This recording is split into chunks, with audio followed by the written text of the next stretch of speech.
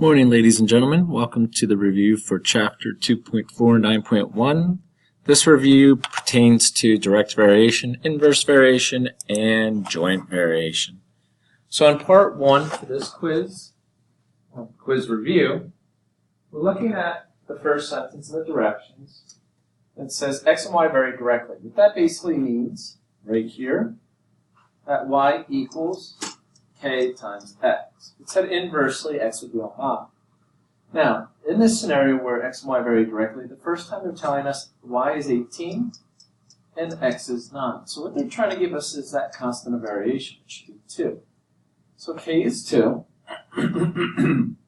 Means when I write my equation here that relates x and y, it will be y equals 2x. My constant of variation k, I already have there, is 2. And your slope is also the same thing as the constant of variation, which is 2. I'm going to go down here and do the x-intercept a while. The x-intercept is when y equals 0. So if I put 0 in for y in that equation, that means 2x equals 0. So if I divide by 2, x is going to be equal to 0. Right now. So my intercept is x is 0, y is 0. Now, the same argument can be made for the y-intercept. X is equal to 0 here. So I'm going to plug 0 back into my equation for x, and I have 2 times 0, which we know is 0. So when x is 0, y is 0. Those points should be pretty good, straightforward. Let's go ahead and keep moving. So we wrote the equation. We're going to graph the equation.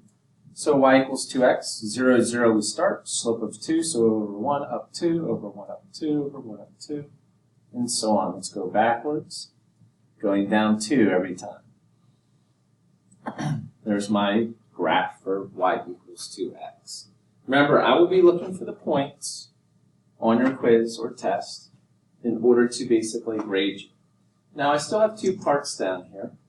We've already done the slope, the x-intercept and y-intercept. We're going to find the value of y when x is equal to 1 6. So that basically means y equals 2 times 1 6.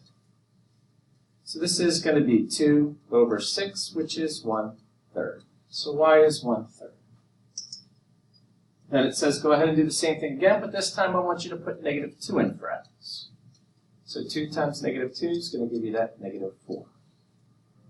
And part 1 then would be finished. A lot of different parts. Understand that there's a lot of points here. You're going to get a point for the equation, the constant, the slope, the intercepts, each A and B answer, and you're just going to get points for that. So you're looking at a minimum of 1, 2, 3, 4, 5, 6, 7, 8 points for number of part 1. Right. Actually, I'm going to do this and save. Okay. So let's go ahead and scoot this down to part 2. Read the first part of the sentence. It tells us how we're relating x and y inversely. So that means y equals k over x. K is always in the numerator.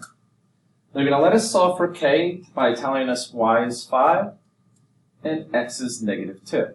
So that means k is going to be negative 10 when I multiply this negative 2 over to the left. So I got y equals negative 10 over x. There's the equation that relates x and y. So I just did this sentence, right? The equation that relates x and y. This is it. And then it goes, all right, let's find the value of y when x is 4 the first time. So I'm going to have y equals negative 10 over 4. That reduces to negative 5 over 2, or negative 2.5. In b, we're going to put in 117. So this is negative 10 divided by 117. Now, a lot of you probably don't like that. So what I'm going to do is this. Write it horizontally as negative 10 divided by 117. I'm going to keep negative 10 the same, change division multiplication, and flips 1 over 17, which is 17 over 1. So basically, y is equal to negative 170 there. So this is a basic 4-point problem. I'm going to have 1 point here, 1 point here, 1 point here, 1 point. So part 2's in the books. All right. Let's shift down to part 3. Now here's your joint variation. So we did the first one in direct, the second one in inverse, and the third one's in joint. So z varies would be z equals k, jointly with x and y. So that means x and y are up top. Did not say inversely with any of the letters. Here's our first equation. We're going to plug in what we know. So it said z is 4, x is 2, and y is 1/3. So this means 4 equals 2 over 3k. I'm going to go ahead and multiply by the reciprocal to both sides of 2/3. So this is 6 over 6, so that's 1k. 3 times 4 is 12, divided by 2, which is 6. So my equation is z equals 6xy. That's my relationship. It says write the equation that relates x, y, and z. Here it is. And then it says go back through it and find the value of z when x is this and y is this. So here we go. We got 6 times -4 times -5/12. All right, so 6 times 4 is -24 times -5/12. Rather than do this big multiplication problem, I see that this is 24 divided by 12. 24 divided by 12 is 2 over 1. So z, that negative times a negative, positive. 2 times 5 is 10. 1 times 1 is over 1. So z is positive 10. You guys should have calculators for this. If not, you can use Desmos.com. But that takes care of the first page. That's a 4-point problem right there. Going to the back, it's a little more challenging. Not right away, but later on here with these charts. It says, we're going to tell if this is direct, inverse, or neither. First thing you always do is get y by itself.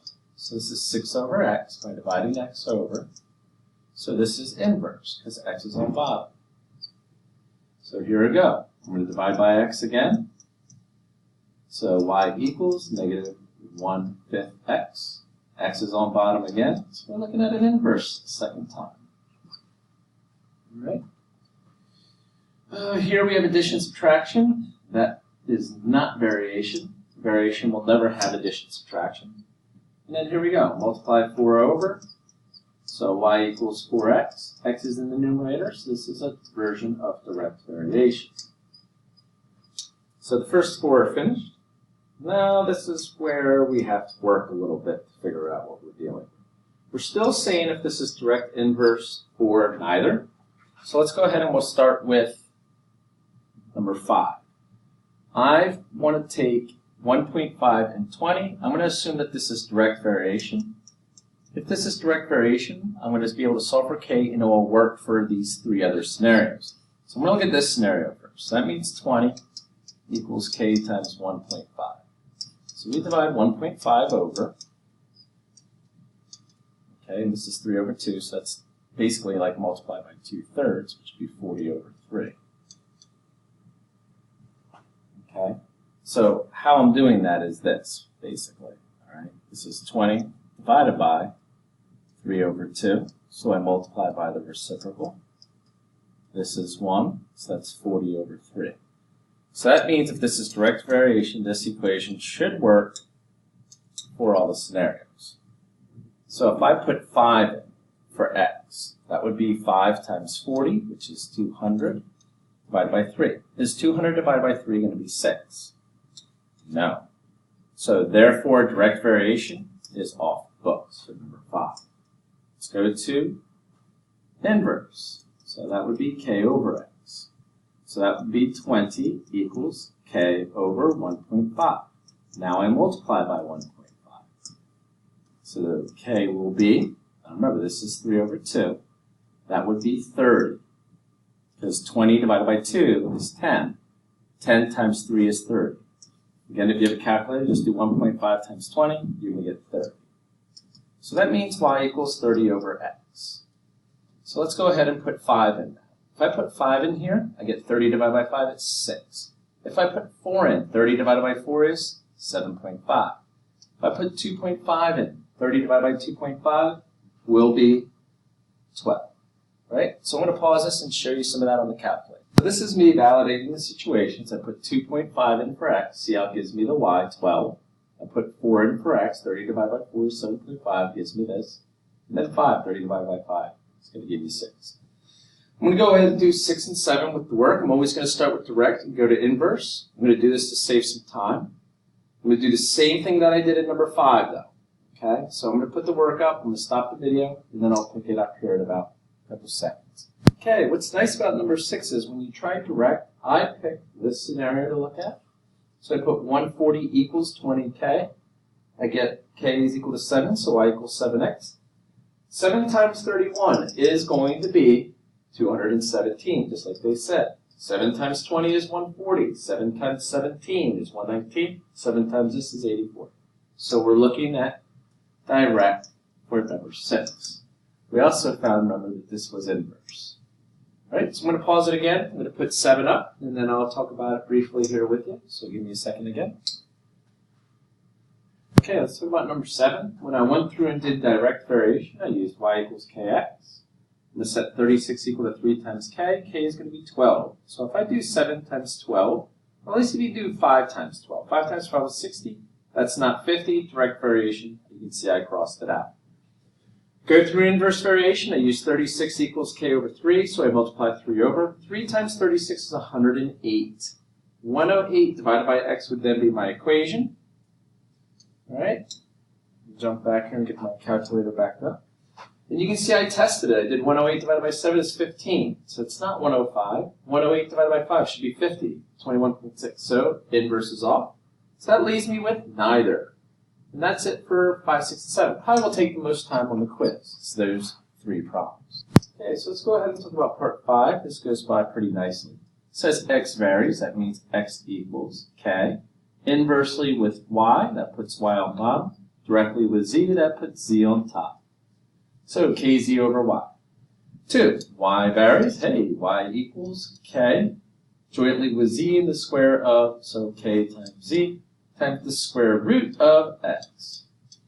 There's number 2.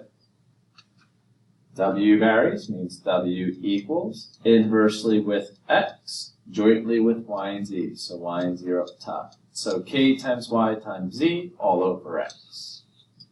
And that's it. Part 5 goes by pretty quick. Sliding down to the word problem. Work W is done when lifting an object varies jointly. So W varies jointly with the mass, m, of the object and the height. So it's k times m times h.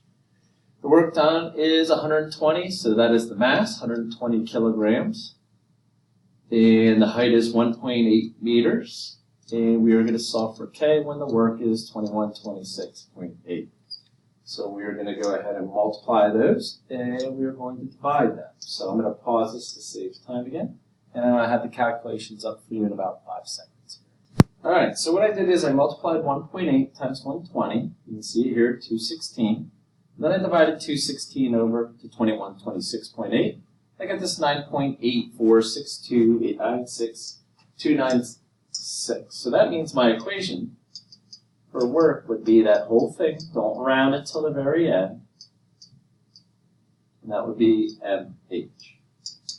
So what we're going to do is we're going to figure out the work will be done with that equation when the mass here is 100 kilograms and we're raising it 1.5. So I'm going to use a calculator here. I'll pause it again, and you'll see the final in a second. Okay, so I typed it in. Calculator is giving me 1,476.94 repeating, and that would be in joules. So that's my work. Okay, so here's my equation. This is my final. Here's my k value. There's my original 7. Those are the 4 things that we're looking for. Hopefully you do well. Take some time, look at this. Find the heart of the work. The luckier we are. So, guys, have a great time. If you have questions, see me, email me. Be happy to help you out. Have a great day, guys. Bye-bye.